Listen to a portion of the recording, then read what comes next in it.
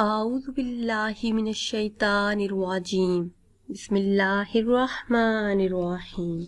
नाज़रीन व सामीन, एक नई वीडियो के साथ आपकी खिदमत में हाजिर है। आज की इस खास वीडियो में बात करेंगे ख्वाब के अंदर इबादत करने या देखने के हवाले से। ख्वाब के अंदर इबादत करना खैर व बरकत और बुजुर्गी की अलामत है। अगर देखें कि किसी नापाक जगह पर इबादत करता है तो जलील और ख्वार होने की तरफ इशारा है, हिलाकत पाने पर दिलालत करता है।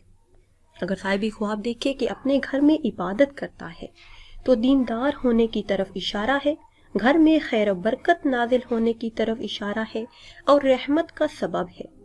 ख्वाब के अंदर इबादत बेवक्त करना बेदीन और रियाकार होने की तरफ इशारा है, जिल्लत उठाने की दलील है।